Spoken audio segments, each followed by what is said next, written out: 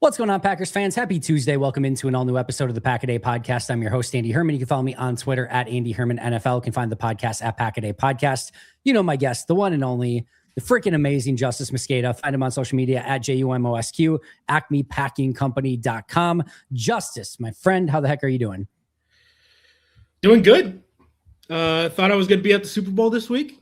Then my cat decided to keep kicking, even though he's dealing with this little mouth cancer thing. So didn't follow Addy to the Bay to visit family. Didn't go, but got my credentials. It is so much easier for me to get credentialed for literally the Super Bowl than a Green Bay Packers training camp press conference. Yep. Which I've been denied for, by the way. Correct. I've been denied for that. Yeah. Yeah. The Packers are Fort Knox per usual for everything. And yeah, it's easy to get to the Senior Bowl. It's easy to get the combine. It's easy to get to the Super Bowl. It's easy to get to any of that stuff, just not 1265. Yeah, they did make announcements though. Hey, I'm actually kind of surprised that they did, because I'm proud of them.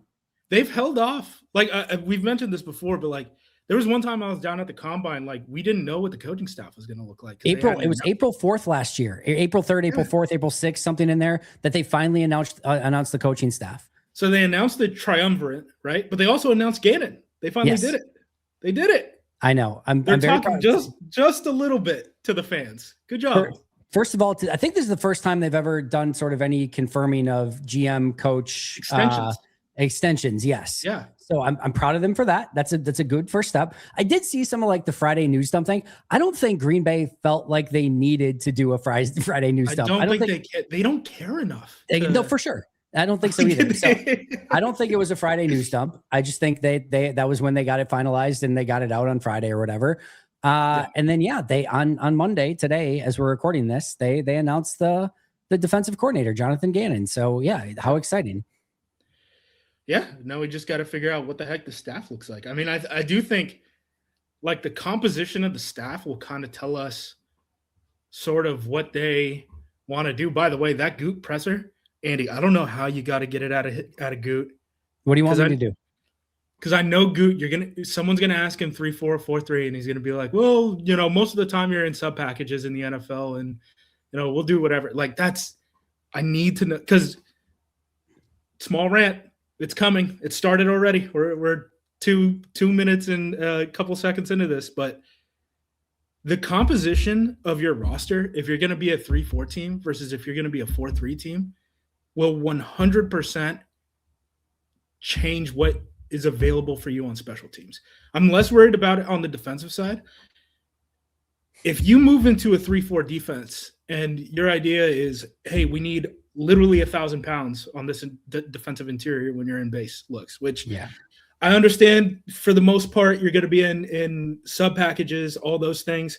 Guess what? You still match base to multiple tight end, multiple back sets, which we're seeing a lot more of, which not only is an uptick in this league right now, the Bears, the Lions, the Vikings, all of them want to live in that world. Yes. So that's what 6/17 of your schedule that you're going to have every single year. Right. So if you want to live in that world, fine. What that also means, though, it's going to be really hard to keep that fifth linebacker on the team, Nick Niemann, who's, the only true specialist that we've talked about, who has stayed on the roster for 17 weeks. It's going to be really hard for you to keep that sixth edge, Aaron Mosby, who I think he was only on the 53 officially. He'd been called up 3 times before then, but only on the 53 from week 10 on. It might be harder to keep that fifth safety, things like that, right? So I would like to know going into this offseason if they're going to run a damn 3-4 defense or if they're going to run a 4-3. I think they're going to run a 3-4. I would assume that Gannon gets a presser sometime this week too. If not this week, or by next week at the latest. They did Halfley as soon as they hired him officially. Fair. So I would assume that Gannon's going to get one this week or next week at the latest. So even if we don't quite get it out of Goody, and I'll try my best, even if it gets answered or asked a different way, I'll try to follow up on it. Some of this is selfish, by the way, because I have started draft work now, and I've been hitting cornerbacks very hard because I think we are going to take cornerbacks in this draft. Yep. I don't know whether their plan is to start them in 26. Like they're going to need the contracts in 27 at the minimum, and that's why I decided to start with corners. When there's a need for a position group, not only now, but also even more so in the future, in the 20, you are in Goody's sweet spot deluxe, because they already like to take players a year in advance for those exact scenarios. Like and now it's also a problem and a need now. Oh, you are in the Goot zone 101. Like that is, we can hone right in on that. Yes. So that I've been really looking into cornerbacks, right? Trying to figure out like their backgrounds, making calls, all that stuff. But now I need to know, like, okay, after corner, like center, are we going to need a center? Are we going to bring back Sean Ryan? Nose tackle, what kind of a nose tackle are we looking for? Depending on, if we're going to be a 3-4 or a 4-3. Linebacker, like that'll be a big thing too. What type of linebacker are we really looking for? So, yeah, I would not to put a question in your mouth for you to repeat at the Goot presser, but I would really like to know if we're running a 3-4 or 4-3 before I start spending all this time and energy making phone calls and watching film about some of these draft prospects. Hey, Goody, I know that Jason Wilde asked you a question already about 3-4, 4-3. And I know you said you're going to mostly play, in nickel defenses anyway. But Justis Mosqueda, Acme Packing Company really, really wants me to press you. I don't know. So like he was at the Senior Bowl, right? So like, it's not like he's not thinking about draft prospects. Oh, for sure. And stuff. Yeah, like Goot travels more than most GMs, by the way. Like, he knows already. He knows whether he knows. He knows. Yes. I want to know, because I have to waste my time watching film and stuff like this, and it takes a lot of time to watch these prospects.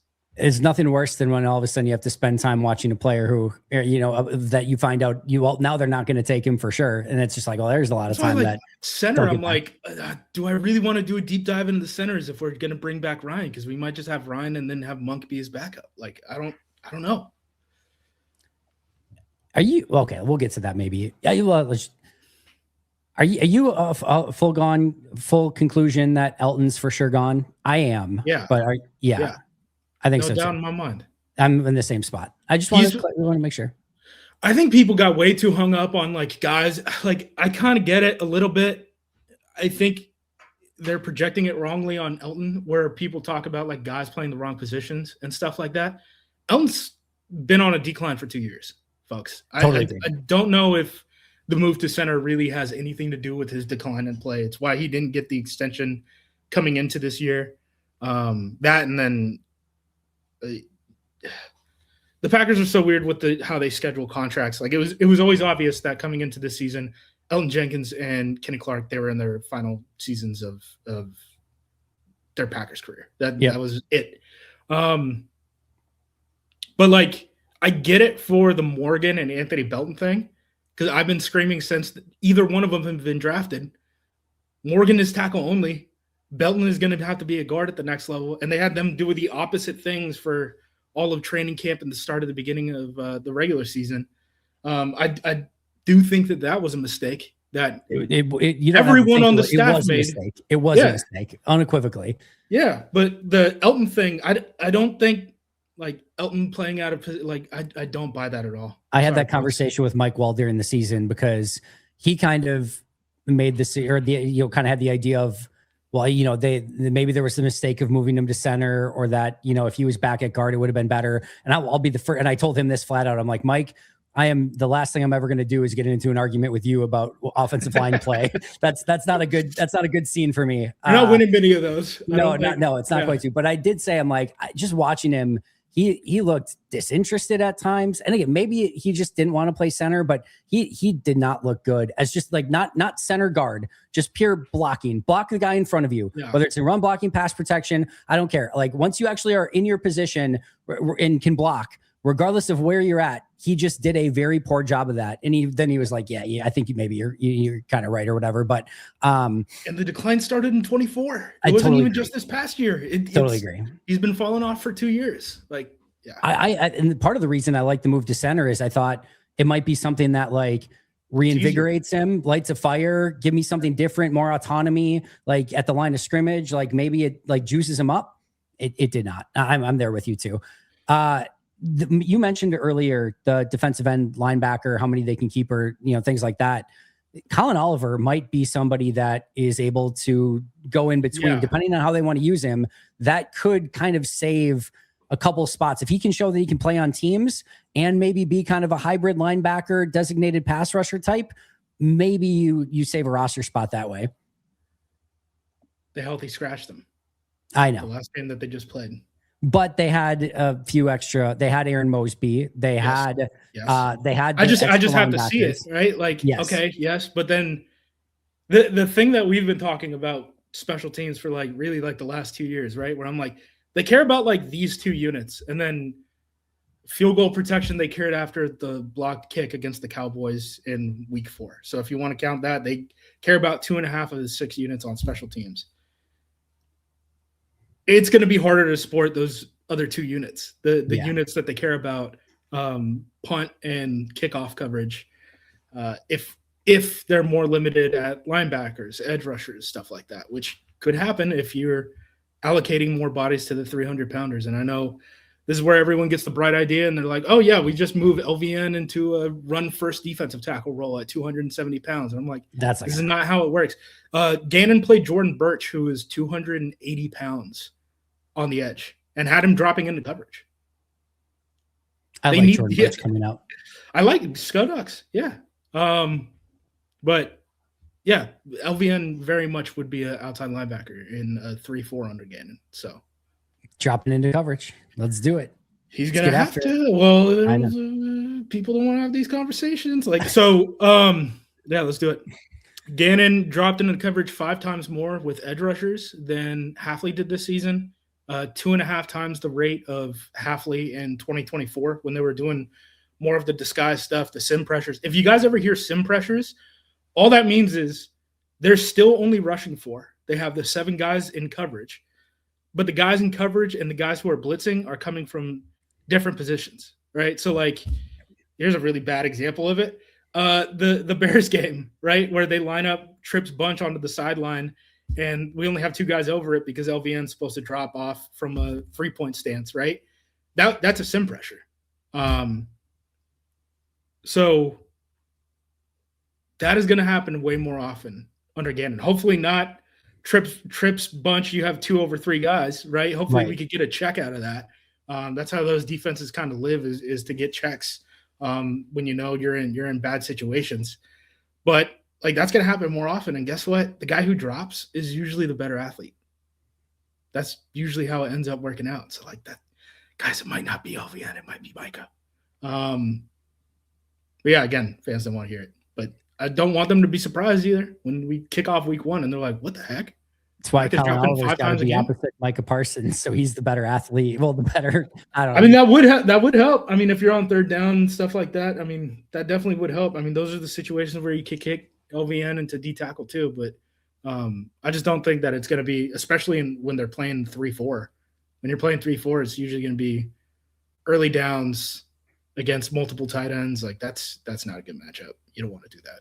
No, you do not. I thought I had somewhere else I wanted to go with that, but yeah, it's going to be really interesting to see just again, what if they are staying in a 4-3, if they do go to a 3-4, and then how they kind of fix it to Gannon's system after that. And it could have some major implications for how they build this roster the rest of the offseason. Yeah. And it's tough when you're switching DC so many times because you're trying to allocate talent. Darnell Savage was very much brought in to be a Mike Pettin safety. Yeah. And then he played under Joe Barry. Right. So the way the Packers do it, we bring in a guy, we sign him to a 4-year contract. We want to have him for a 4-year contract, whether it's in free agency, an extension, or the draft. So this boat turns very slowly. Yeah. And unfortunately with the bing, bing, bing, bing, bing, bing, bing, with all the different defensive coordinators, this boat is being asked to turn a lot. Right? Where we talk about things like you just gave Isaiah McDuffie a contract. Now it's a short-term contract. It's only a 2-year contract. But would you have made that if you knew your defensive coordinator in 2025 was going to be Gannon? Probably not. No, probably not. Did you see the tweet? I think it was Ari Merov or whatever his name is, put out about how many new offensive coordinators there's going to be this offseason. Stenavich was the longest tenured offensive coordinator last year. That's crazy. Yeah. So he will be again so back-to-back years, longest tenured offensive coordinator, Adam Stenavich. Again, we've talked about this with the NFL. The NFL is pulling triggers much quicker for coaches across the board. And I don't think the Packers really want to be in that game where they're paying buyouts. So teams that will have a new offensive coordinator this year: Titans, Chargers, Chiefs, Lions, Dolphins, Commanders, Falcons, Bucks, Bills, Ravens, Eagles, Browns, Steelers, Giants, Jets, Cardinals, Raiders, Broncos, Bears, Rams, Seahawks. 21 out of 32. And if Steno were to get the Seahawks job somehow, that would potentially be 22 out of 32. Yeah, and the Seahawks would be in a position where they're that's 4 offensive coordinators in 4 years, 3 offensive coordinators in 3 years, something like that. Yeah, it's in that category. Yeah. So yeah, I mean, stuff moves quick, man. And there's not a lot of new Robert Saleh gets fired, goes back to being Shanahan's DC, gets hired to be a head coach, hires Gus Bradley to be his defensive coordinator. There's not enough names to build all the hype that these owners want for pulling that trigger. Like, you're not going to get the same level of optimism if every team is turning over 10 coaches a year or 10 head coaches a year. 10 coaches. That's nuts. It's crazy. It's nuts. Speaking of coaching changes, how are we feeling about? Well, let's start with this. It's February 2nd as we're recording this, February 3rd as people are listening to this. I would be willing to bet / guess that if Green Bay were going to go in a different direction at offensive line coach or at special teams coordinator, we would have heard it by now for 2 reasons. A, you want to get involved in those conversations to find your new guy. And B, you don't want to screw over the outgoing guy either and be like, haha, now all the jobs are taken. Now we're firing you. You don't want to do that either. So I cannot imagine at this point in time, as much as we maybe don't like it or whatever, that they're going to change from Luke Butkus or from Rich Bisaccia at this point. Yeah, and I don't think Bisaccia was ever on the table. Butkus, I just didn't know. But I probably would. I definitely do something different with the offensive line coaching this year. I like that you point those 2 out and not Stenavich, because I do think Stenavich, until all these OC jobs are filled up, I don't know what's going to happen. And the fact that Getsy is still kind of hanging around, Hackett, I think he was just like, I got to go get a job, man. My buyout is done from both spots, because I think he was still getting paid on the Broncos buyout, which is why he took the analyst job. But Getsy is still hanging around, which, potentially could be OC, potentially could be quarterback coach, right? He's filled the quarterback coach role before. He would have gotten the OC job over Stenavich if the Bears didn't give him the play calling opportunity that offseason. I don't think they're making changes on the offense. If Steno goes to Seattle as their offensive coordinator, especially at this point in time, I'd be pretty willing to bet that either Luke Getsy or Jason Vrabel probably take that offensive coordinator job. You're just getting worse. You're taking away Steno. You're not replacing him with anybody. And now your senior assistant is just going into the offensive coordinator job. You already have him on staff to do whatever you want him to do anyway. There's no advantage to this. And the Steno thing has never made sense to me. I'm not putting Steno up on this pedestal of like, oh my God, the Packers have Adam Stenavich. Like, this is amazing. I can't believe they've got this unbelievable offensive coordinator. But the Packers have 99 problems, and Adam Stenavich right now for me is not one of them. I think the big thing, the big feather in Steno's cap right now, right, is the spinner series. Yes, because that's what Matt has said. Like, no, Steno came in and installed that for us. And not a lot of NFL teams do it. That if you guys don't know what the spinner series is, right? It's all the stuff where you start seeing like Malik Willis do like the pirouette in the backfield, and you have no idea who the heck has the ball and all that stuff. It's like a big youth football thing, and they decided to bring it in to the NFL. And to his credit, like, Malik can run it, and it worked pretty well. We beat a couple teams doing it. Like, it was nuts that we got away with it game 1 when we played the Indianapolis Colts in 2024 with it, and it worked. So I think that's the big feather in this cap right now. But like, they do good things on offense. Their offensive line just cannot execute, and Matt wants to hand the ball off and get like average 4.5 yards on inside carries. That's really what this team wants to be. Again, we talk about this boat that turns very slowly. Like Morgan's under contract for multiple years. Correct. Milton just got drafted. Correct. Tom just got an extension. Correct. Banks just got his free agency. So like people are like, we have to drastically improve the offensive line. Folks, 4 of the 5 jobs are locked in for multiple years. So Banks, maybe not. Banks, maybe he gets cut in 27 or something like that. But you just have to have these guys perform better. And Correct. To me, I was like, then we have to offensive line coach. Correct. I guess they're just going to run it back. I don't know.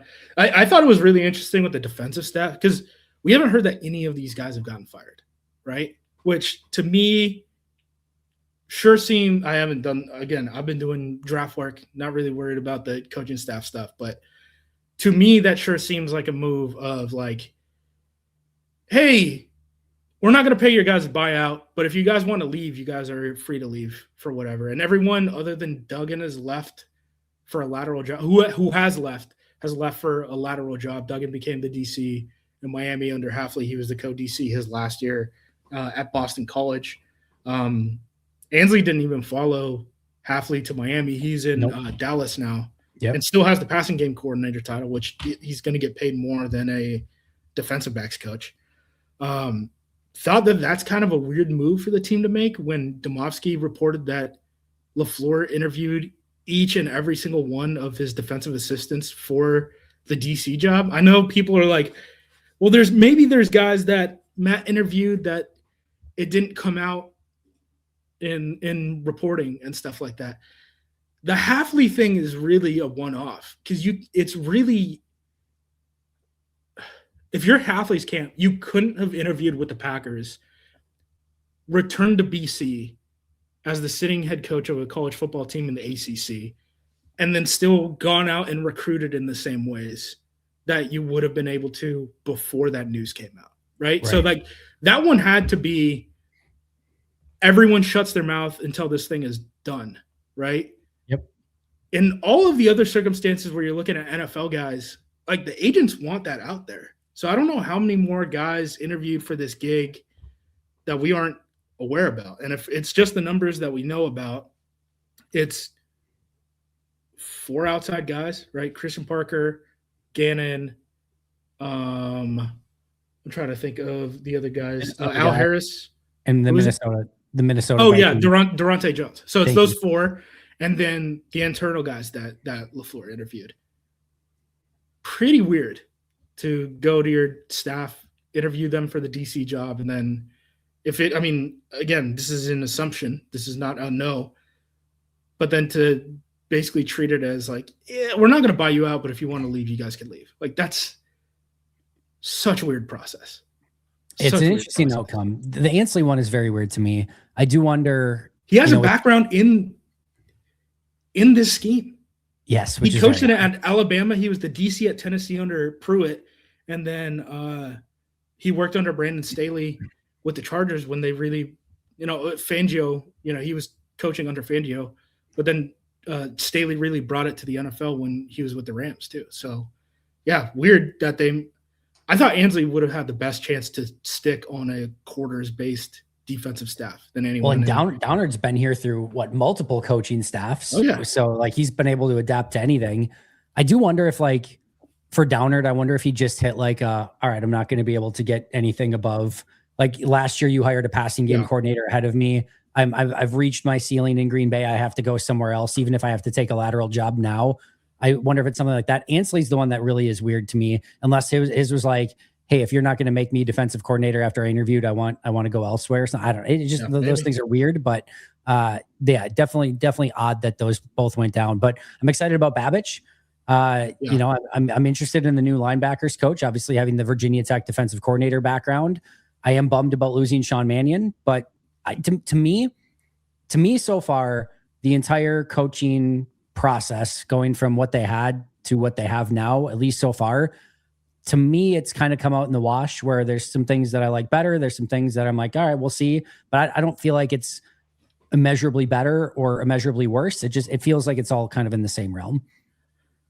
Yeah, it's weird to me that they didn't get into the buyout world at all, right? Which is like, again, the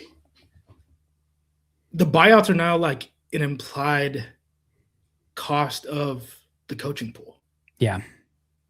With the way that teams are like, all the Raiders are paying 4 head coaches, 3 GMs. They gave Chip Kelly a $6 million per year deal and fired him in like November or whatever. Like, they're all assuming this cost, and then Green Bay is like, if you want to leave, you can leave. So far, we don't have confirmation that DeMarcus Covington is coming back. All we know is he hasn't left for somewhere else, at least yet. I will say, if Gannon does have a completely new staff, reported losing. Oh, okay, never mind. I just got a damn football scoop notification that said Coach Prime reportedly losing to the NFL, and it was one of his assistants. I don't care about that. I thought Dion was going to the NFL. I was like, we might need to restart the Raiders. New Raiders coach Clint Kubiak turned it down. But so if Gannon does have a completely new coaching staff, it'll be the first time a DC gets to start off with a brand new fresh staff, top down, no holdovers, since before Capers, because that's when I looked at last. So Capers didn't have that. He had some holdovers. Pettin, Joe Barry, Halfley, all of them. So if Gannon really does get to build his own staff, I at least think that's interesting. Now, the process of like, we're only going to do that if guys decide to leave is pretty silly, and you're not going to be taken up on that every single time, because I don't think every time you're going to change DC, he's going to be hired as a head coach somewhere else. Right. I don't think you can bank on that process. You're going to have to get into the buyout world at some point, but they don't have the appetite for it. They don't have the appetite for it, Andy.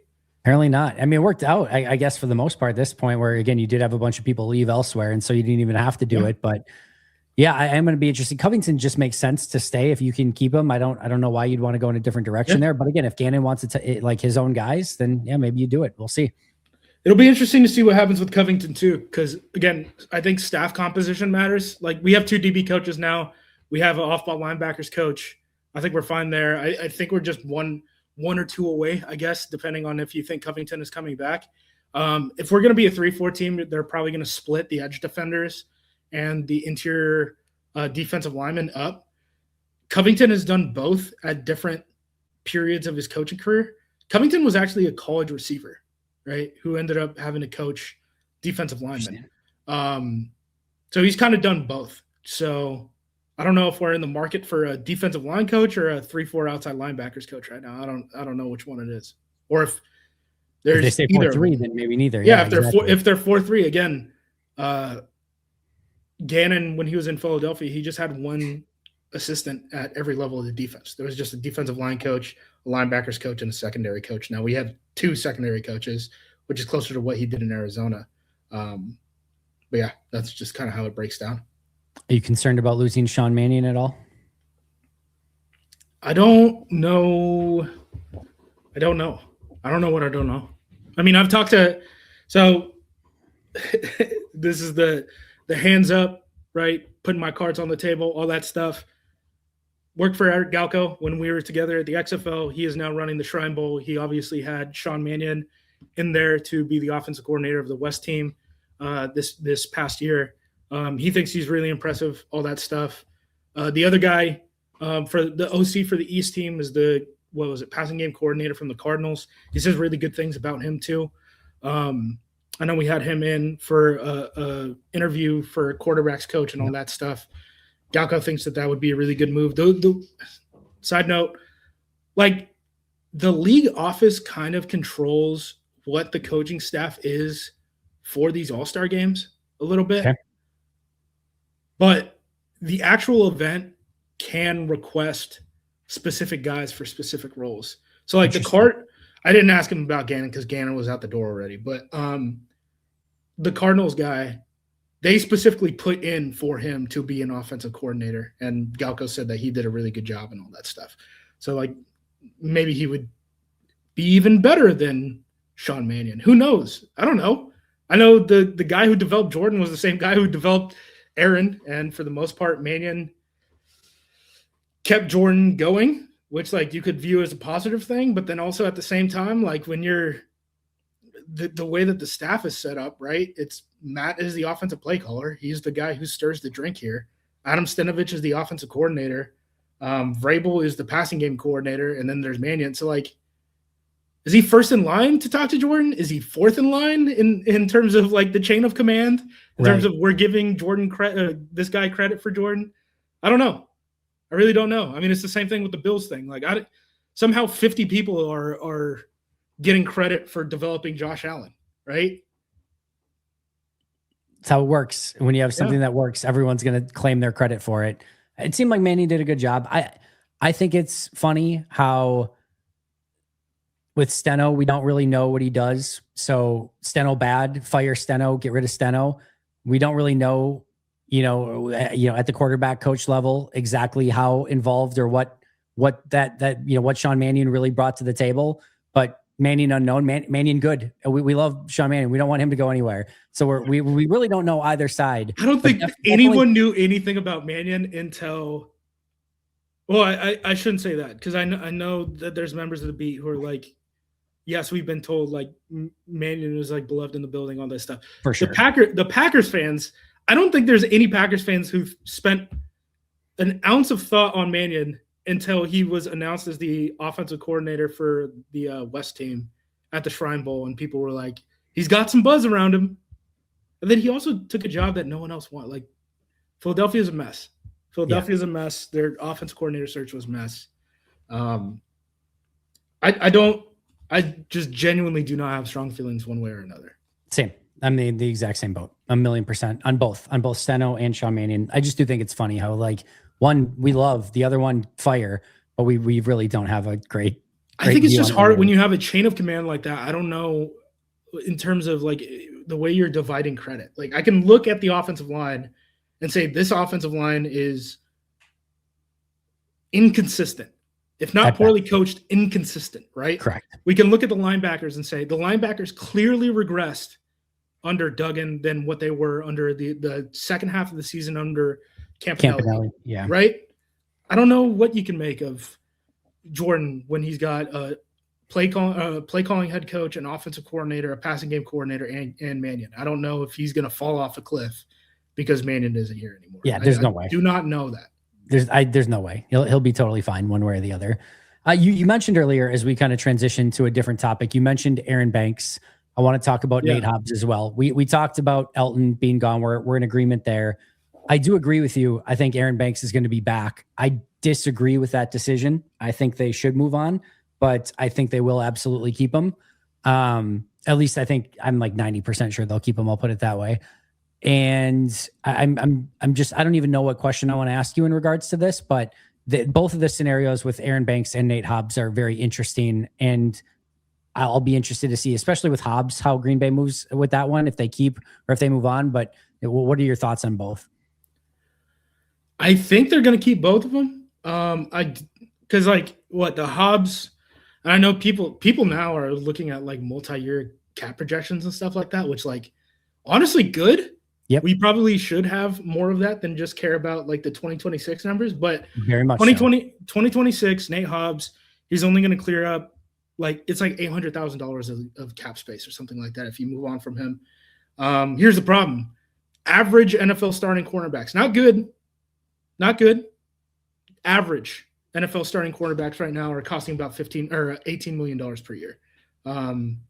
If Keyshawn hit the open market, he'd be getting a lot closer to that than he would be like the $6 million or whatever that he's under contract for this year, right? Yep. I don't think he'd get the 18, but he'd get closer to that than the 6. Just because you release Hobbs doesn't mean anyone else is coming in, right? I mean, that's the big problem with the Packers cap situation right now, where you can release guys, but it's like taking your medicine for 27, 28 and all that stuff. And that's perfectly fine to do if you want to do that. And you say, hey, I want to clear the books. I want to make sure I don't want to pay Hobbs this year to still have half of his dead cap on the roster in 2027. Same thing with Aaron Banks, all that stuff. We're talking about a rebuild then at that point, folks. I don't know. We are talking about a rebuild. I don't know if I agree with that fully. The only way that it is not, because I would project maybe one starter in the draft this year as a rookie with the way that the Packers situation is. We're talking about getting rid of Banks. We're talking about getting rid of Hobbs and bringing in a corner, right? Ryan potentially leaving. We need a nose tackle. We need 4 guys. We don't have the cap space. So we could take from the future. But that means the window is 26 and 27. And then at 28, it's going to be really hard, if not the start of the rebuild by 28. So you kind of have to make a decision now whether you want the window to be 26, 27 or 27, 28. And I want it 26, 27. I guess maybe you could make the argument the other way because of the injuries of like, hey, Micah's not going to be, 100% until maybe the end of the year, even if that, and maybe, who knows where he's at then. Same thing with, we can talk about Kraft coming off the ACL. We can talk about Tom coming off the major injury. You've got a lot of. But if you want it 26, 27, if you're going to go the 26, 27 route, that involves Banks and Hobbs, I think. So here, okay, let's walk through this. So the Nate Hobbs is a perfect example, right? You mentioned you save $800,000 and you save the actual cash that you would pay him this year, which is, I think, what was it, 9-10 million, something like that. Yeah. Which again, you're not going to find. And you would have no dead cap on the books in 27, 28. So Correct. You're getting basically, I think it's like between 14 and $15 million in cap space that you would get 27 and 28. And Banks is probably the easier one here. So you save 19 million by moving on from him, but it's like 4 million this year that you save. And it's like 15 million next year and so on and so forth.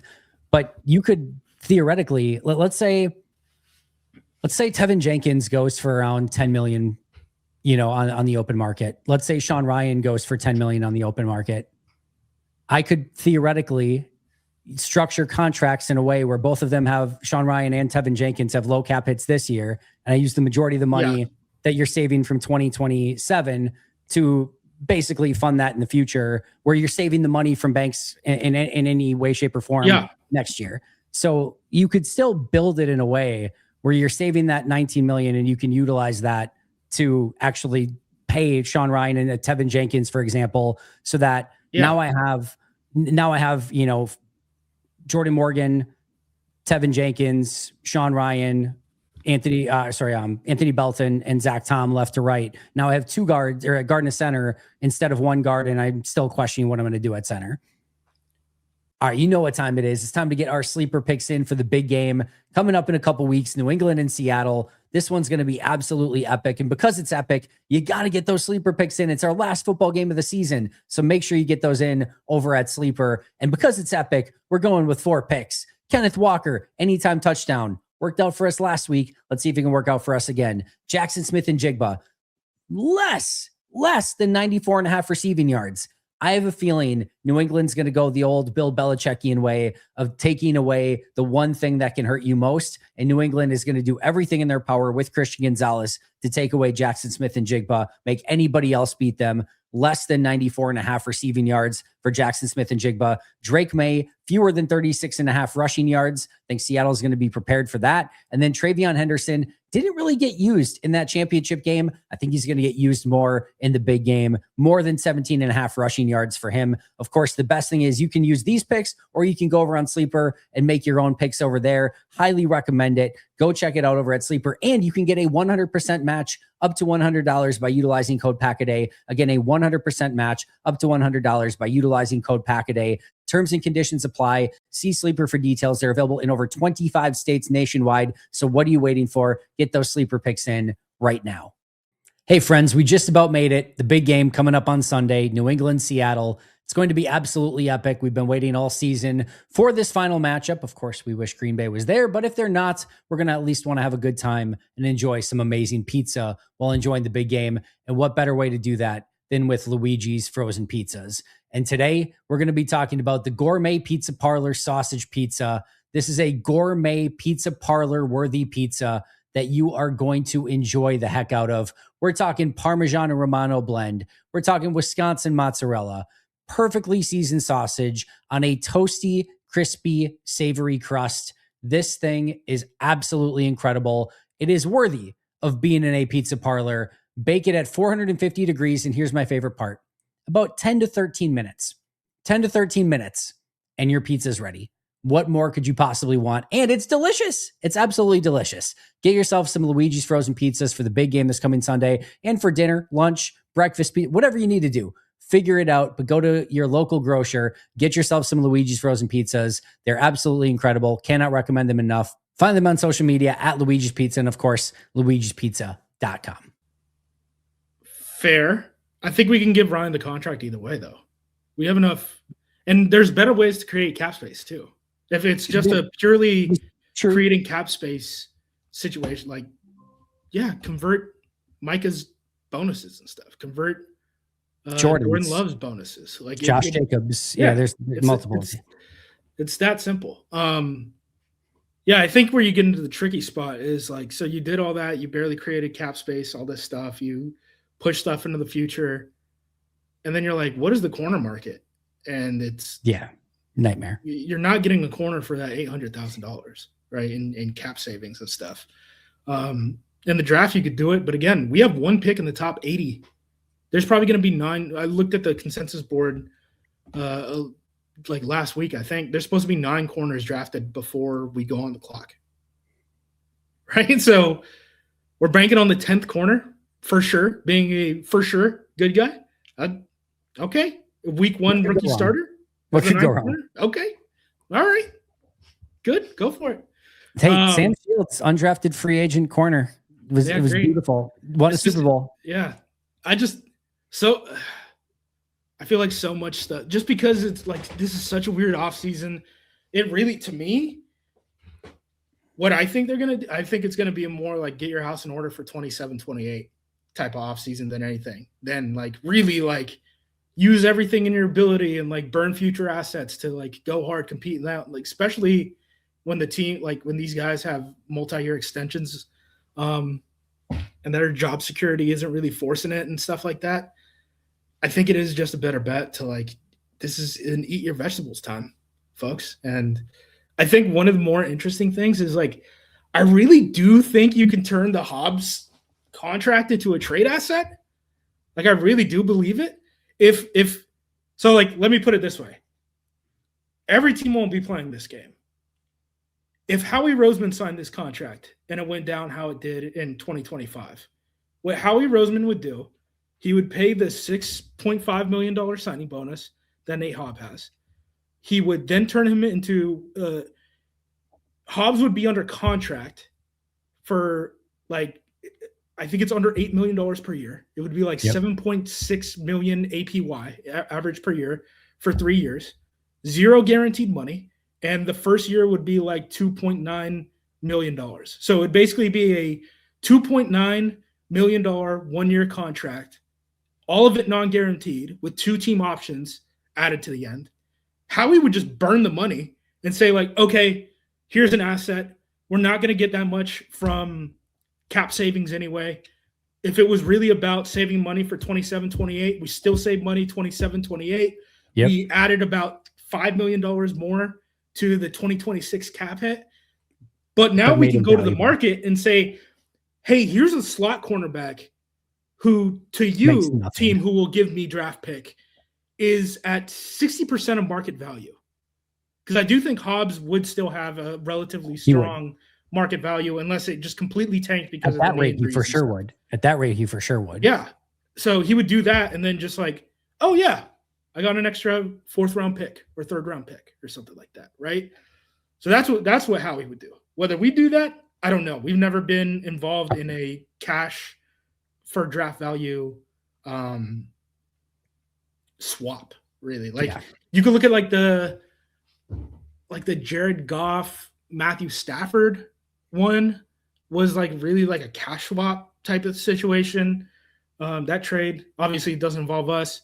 There was the pass rusher last year that I kept talking about Bryce Huff. The Eagles. Bryce Huff. That was 100%. Yes, that was 100% what Howie did with Bryce Huff. So I do think you can, like, there is a market for a Nate Hobbs. The problem is the big problem with Green Bay isn't Nate Hobbs' contract isn't panning out. I think the market value was actually right. The problem is the Packers don't need another slot. That's the problem. It was a self-scouting issue where they thought, hey, we need another slot, and they didn't get another slot. They didn't need it because Evan Williams won the safety job, and Javon Bullard had to get on the field in the nickel spot. I did talk today on Monday's show about like, could you find a way, thinking back to like this is a little bit different, but like your sort of, what was it, Fred Vincent for Amon Green style trades, or, something like that. Could you find a way to take, like a Javon Bullard and turn him into a corner offensive lineman or defensive tackle, and then just put Banks in the slot in that situation? Could you turn a really good safety that some team would definitely have a ton of value in? Not Banks. Sorry, yes. Banks at the slot. Yes. It's a bad matchup. It's the same thing. It's the same thing. No, yeah, sorry. Hobbs in the slot. Could you just put Hobbs in the slot and then, and let, whatever outside corners you have, put Evan and X at safety, and then now you've turned Javon Bullard into a corner, defensive tackle, or offensive lineman, and you've traded from a position of strength into, a position of weakness, meaning that you took a weakness and now hopefully made it more of a strength. I said the same thing, and I really don't like either of these, if I'm being honest, because I really like Javon Bullard and I really like Jaden Reed too. If you decided that you're out of the Jaden Reed business in 2027, like you're not going to sign him to a huge extension, could you look at something there too? The names I brought up, and again, it doesn't matter, these aren't going to happen, but like Keanu Benton for the Steelers, could you swap one of those guys for Benton? They have Derek Harmon, they have Cam Hayward as their defensive tackles inside or on the interior. Could you, say, hey, like, well, Benton's the same year as Jaden Reed was. They're making the same amount of money. And could you say, hey, Kelvin Austin's a free agent for you guys. You need more playmakers. We'll give you Reed. We want Benton. Maybe there's a late round pick swap to some team in there. Could you do something like that? Could you do something like Javon Bullard for a Jerrion Jones in Jacksonville? Same draft class, second, third round pick. Jacksonville's got pretty good depth at corner. Travis Hunter's going to be coming back. If they resign Newsome, or I forget the other starter off the top of my head, if they resign those guys, they probably have the ability to trade away a Jerrion Jones, whereas safety outside of Antonio Johnson, you don't have the depth there. Could you trade, Jerrion Jones for Javon Bullard? Just ideas that if I were Goody, and again, I'm saying flat out, I don't even necessarily love these. I would at least explore something like that, just because you're going to have to find a way to be creative to round out this roster when you don't have a ton of salary cap space, don't have a ton of premium draft picks, and you need a huge remake at corner, a nose tackle, and some help on the offensive line. And here's the other thing that we haven't talked about yet. And this kind of drives a lot of decisions at the league level in terms of when do we want to make trades and when do we want to just have contracts expire. And it is the comp picks.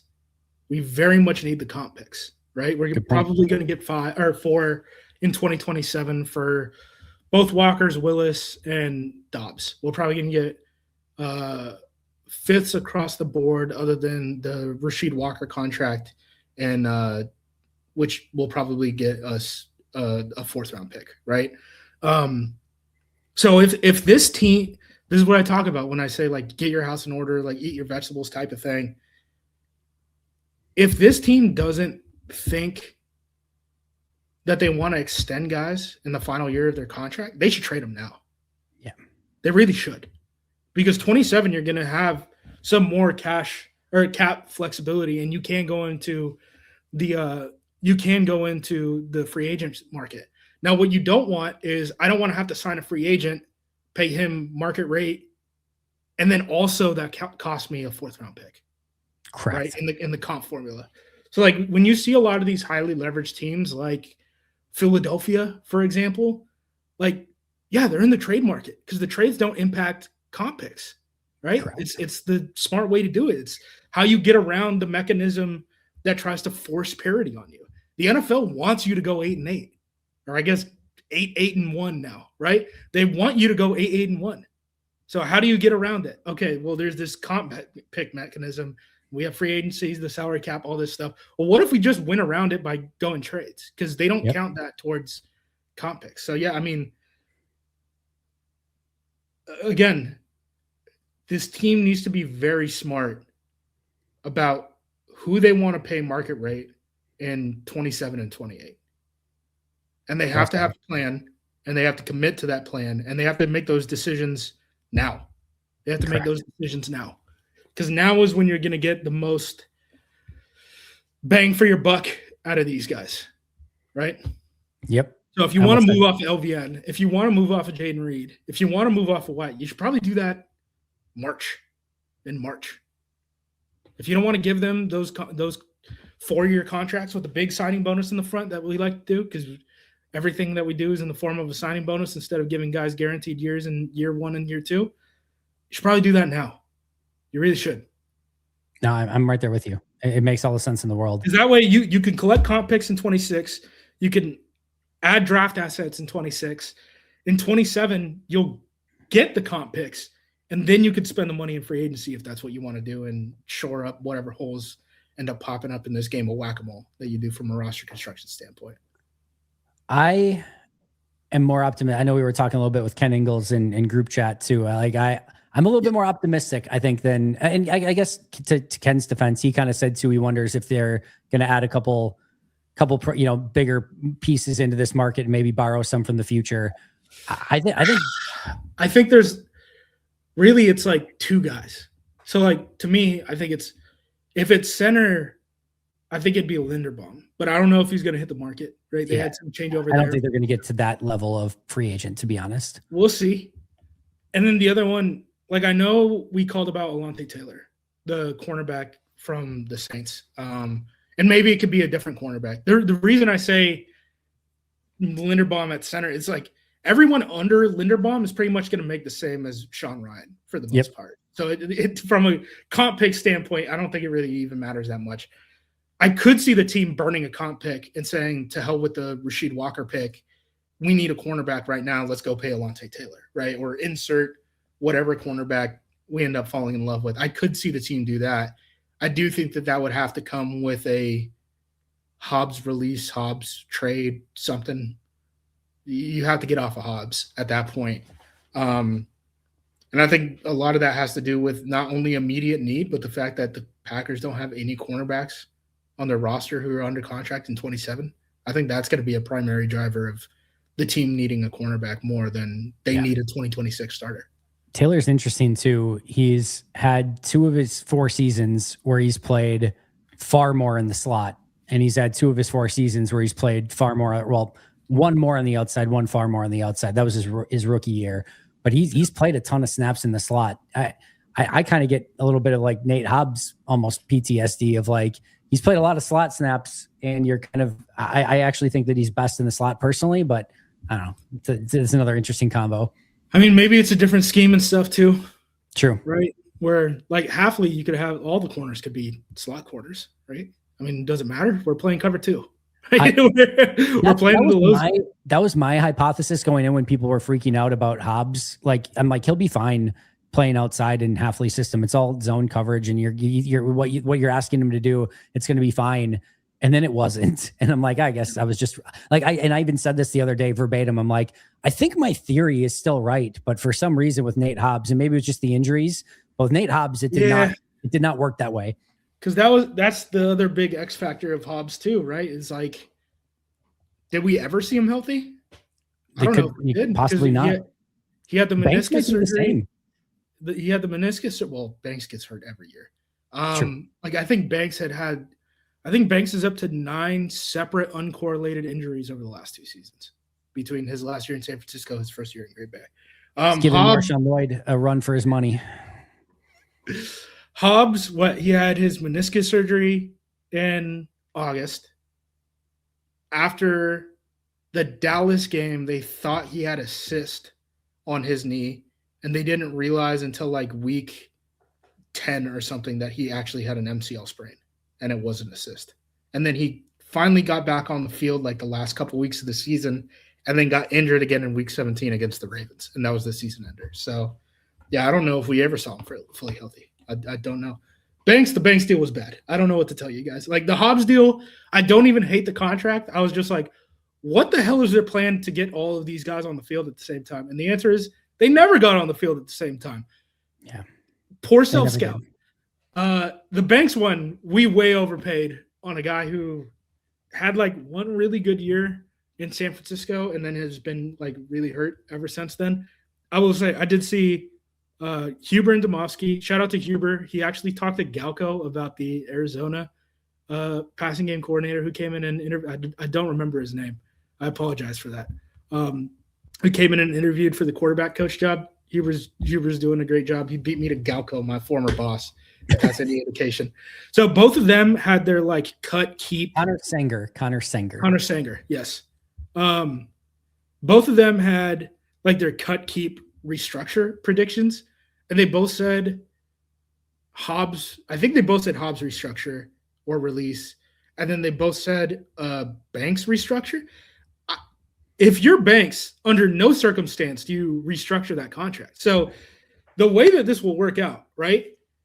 If Green Bay asks Banks to restructure his deal and not get the $9.5 million roster bonus in early March, mid-March, he's going to say no because he can get more than that $9.5 million on a signing bonus when he hits the market this year. Yeah. He's guys, that contract has got the Packers by the balls. There's no way around it.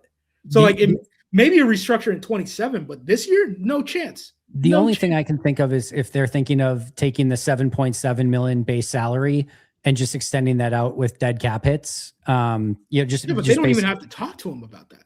Right, correct. But I'm just saying maybe that's what they mean by it, of like do a simple restructure of like you end up saving what, maybe $5 million in cap space this year by doing that at best. We're probably about $5 million.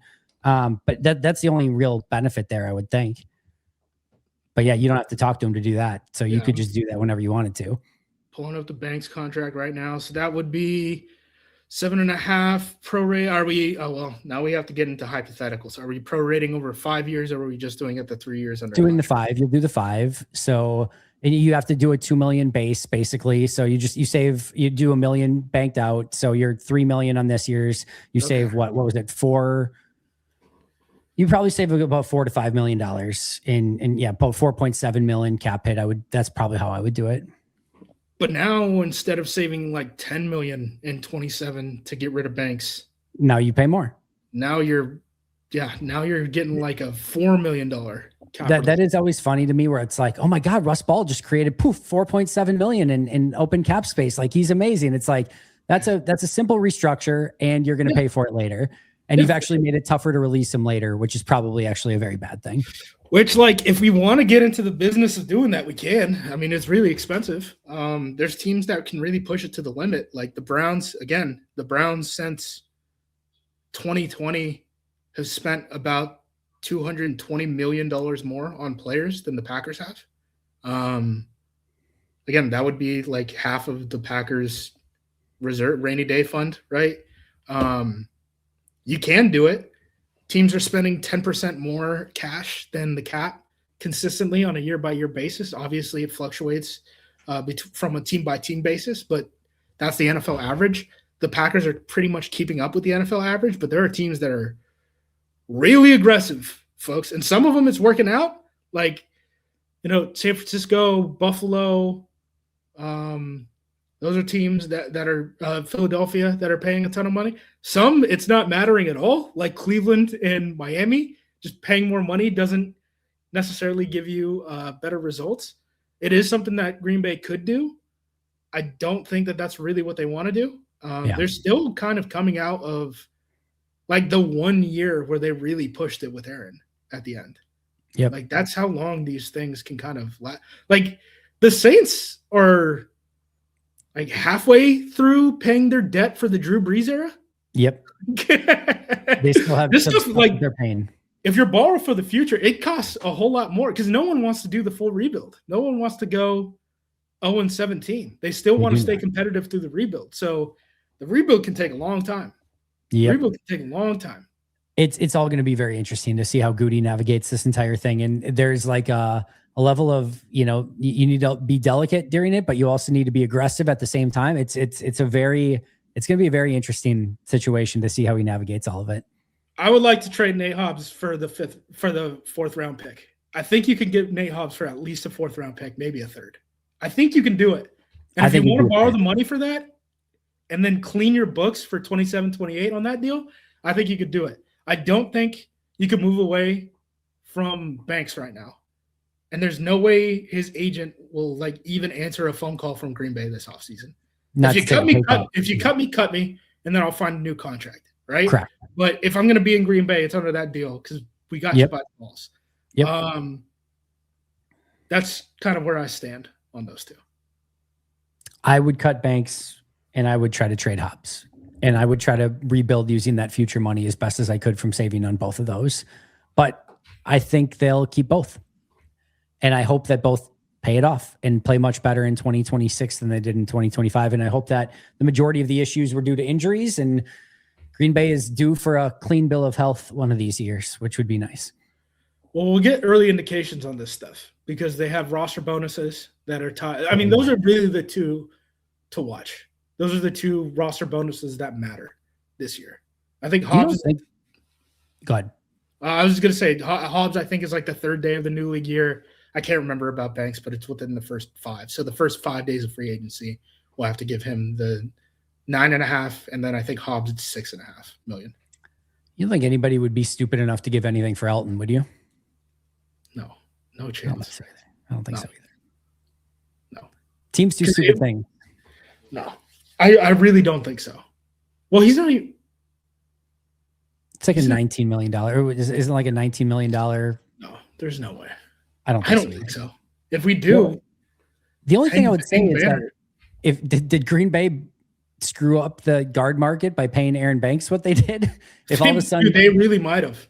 If Aaron Banks, because all it does to the world are making that much, then because the acquiring team will get Elton for, I guess it's 19.5, but the per game roster bonus is going to be a yeah, 18.5. Yeah, I can't imagine a team's dumb enough. No, I mean that's how the NFL works. One terrible contract gets signed, and everyone says that is the new bar. I do not go below that bar, right? I mean that's what we've been talking about with the linebacker market and the Jermaine Sherwood deal, right? Which, by the way, I think Jermaine Sherwood, like he led the NFL in allowed passing yards for a linebacker this past year.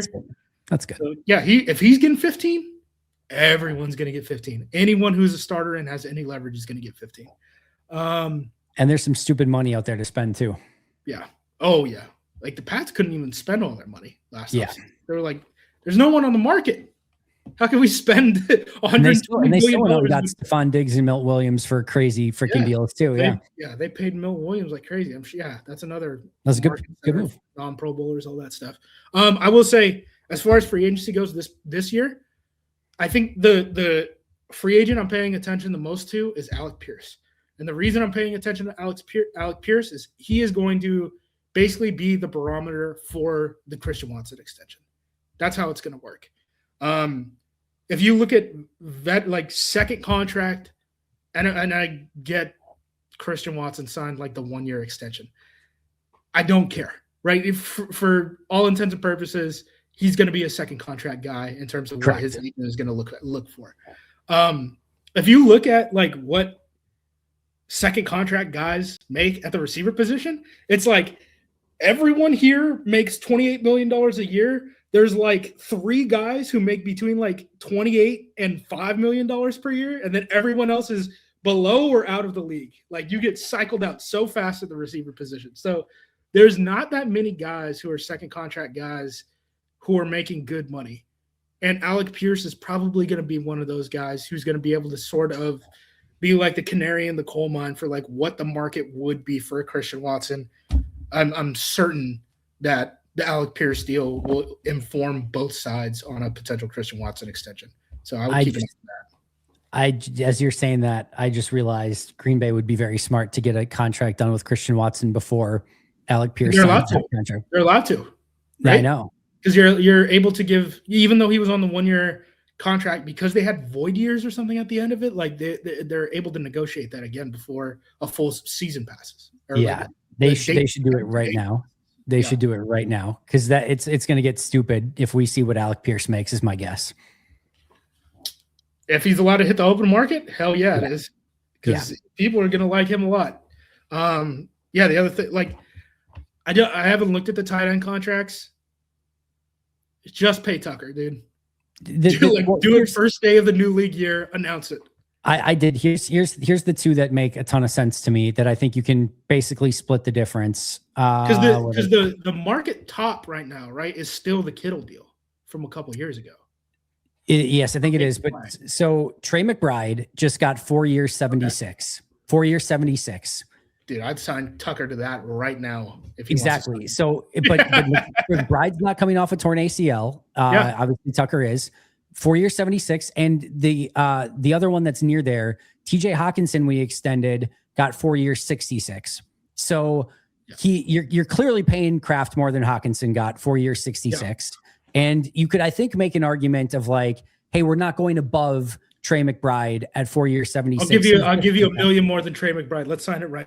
Even if it is that, I'm totally with you. And that you have baseline there that makes it very easy. And to me, 4 years, 75, 4 years, 77, whatever it is, do it, get it done. Makes all the sense in the world. No, pay him. Like the most obvious pay. Like there's so many guys whose contracts are going to come up with like Jaden Reed, LVN, Wyatt. I don't know what you do with Wyatt with him coming off an injury and stuff like that too. I'm sure I'm missing a couple. Kraft is the one. I do not care that he's coming off of his ACL tear. Pay him the money. If it doesn't work out, we lose, and it is what it is. But he's one of our best players. He fundamentally changed what our offense did in season. It cost us 2 games to adjust from what we lost from Tucker Kraft. Pay him the damn money right now before the market goes up. I don't know what. So what I was mentioning when I was talking about the market, I don't know what tight ends are coming up, right? Because that's the big thing. We're like, a lot of people paid a lot of money on slot defenders last offseason. That's why the slot defender market blew up, because they knew Kyle Hamilton was coming, right? So when Kyle Hamilton is coming, obviously these guys are not going to get the Kyle Hamilton $25 million per year to play in the slot, which is what he's getting, or what he got.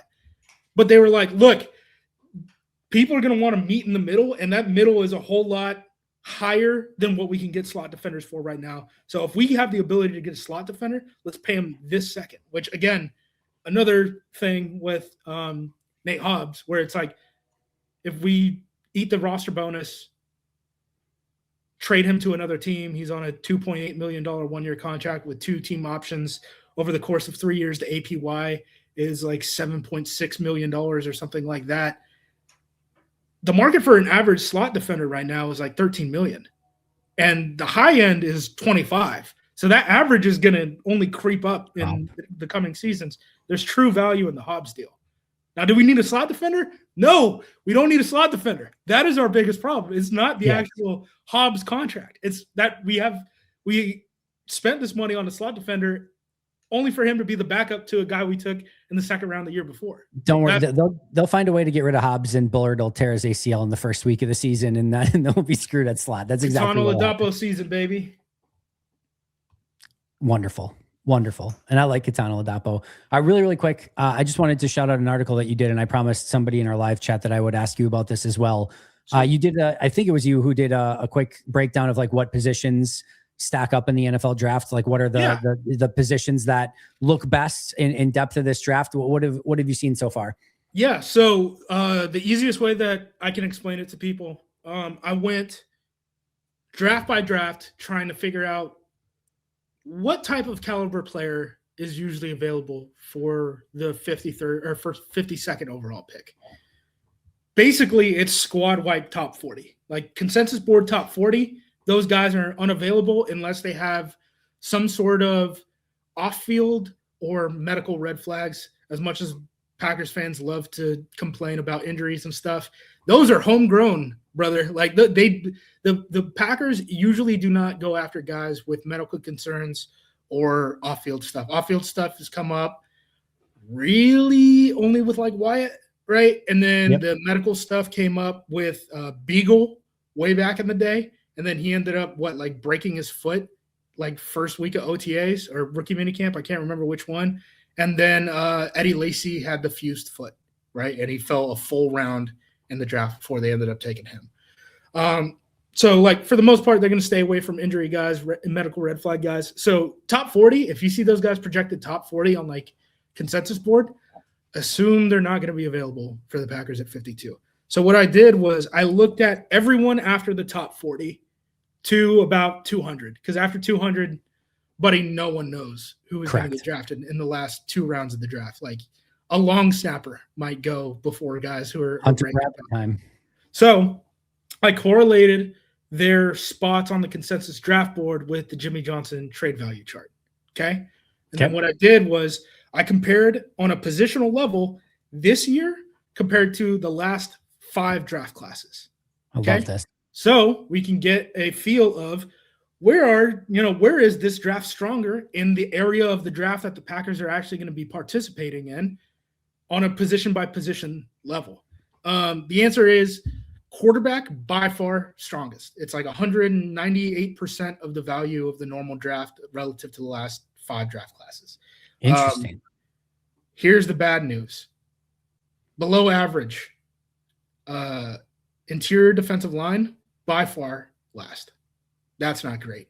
A lot of that has to do more with like day 3 value. There's a lot, or day 2 value. There's a lot of defensive tackles in this class. There's not like a lot of like second rounders, early third round guys. Gotcha. Cornerback is actually slightly above average. Offensive line is a little below average. I think linebacker is a little below average for where the Packers are going to be picking. Offensive line, way less worried about it. Just like there's so much volume. There's always value to be had on the offensive line. I do think so from like a what matters standpoint. I think it's good that we're drafting in a class where cornerback is relatively strong, because I think we're going to just need contracts for 2027 at minimum. Linebacker, who knows? Because again, I don't know if we're in a 3-4 or 4-3. I haven't even gotten opinions on these guys yet. Defensive tackle, I think defensive tackle is a position, because you have so many guys under contract still. I think it's a swing big or go home position. I think it's like 2nd round pick, 3rd round pick. Either there's a starting nose tackle there or not. Or there's not. Yep. Yeah, and like I'm hitting on a starting nose tackle, or I'm not swinging at all. I think that's what makes the most sense. Offensive line, again, there's just so much volume. It's hard for me to believe that there's not value out there somewhere. It's not a position like quarterback where it's like, oh, it's good. We're talking about 9 guys. Like offensive line, it's below average. We're still talking about like 30 dudes who are going to get drafted after the top 40. So like there's going to be players who you're going to be able to find some value on. No, it's really informative. Hopefully Green Bay can find some diamonds in the rough at those other positions and still find value at offensive line. Like we've said all episode long, they're going to have to be very, very meticulous, very creative, and they're going to have to hit on draft value, free agency, et cetera, to kind of round out this roster and get it to be. And I'll just say from like what I was going to say before too is I still think this team's going to put a very, very, very good roster on the field, like one way or the other, even if it does end up being Keyshawn and a new corner at corner and you know, Hobbs, or even if it's like Keyshawn and Hobbs and Bullard in the slot or something crazy, even if it does end up being, you know, basically the same offensive line and maybe you bring back Sean Ryan at center, like no matter what, this is going to be a really talented team. And I think the biggest thing for this team is that guys are already on the roster are taking a step in the right direction. And hopefully with some new coaches and some things like that, that'll go the way that we need it to. Yeah. And again, people don't want to hear it, but like we're super young.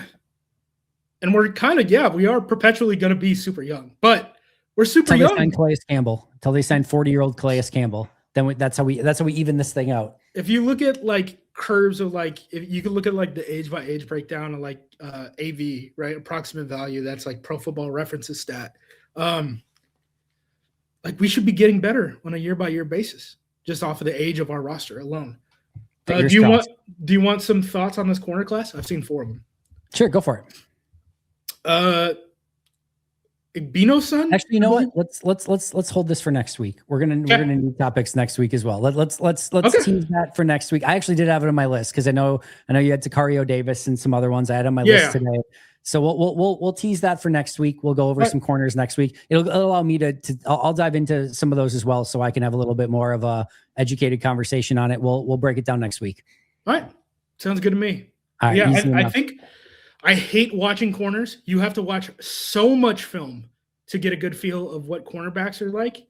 And I think I'm successfully going to be done watching cornerbacks by the end of the first week of February. There you go. I'm very happy to get it out of the way. The problem is I don't know our defense. What is that? Can you not just watch targets, the snaps that the corners are targeted on? You could, but that's a bad way to evaluate corners. It depends on, it depends on what a variety of different factors. You're right. Yeah, I shouldn't say in totality. You can't do it that way in totality, but that's my first glance that I want is in targets. Yeah, for sure. All right, my friend, you're the absolute best. Anything else you wanted to go over before we get you out of here? No, I'm good. All right. Well, we'll talk some corners next week. I can't wait for that. Find him on social media at JUMOSQ, of course, acmepackingcompany.com. You can find me at Andy Herman NFL. That's going to do it for us today. But until next time, and as always, go Pack Go.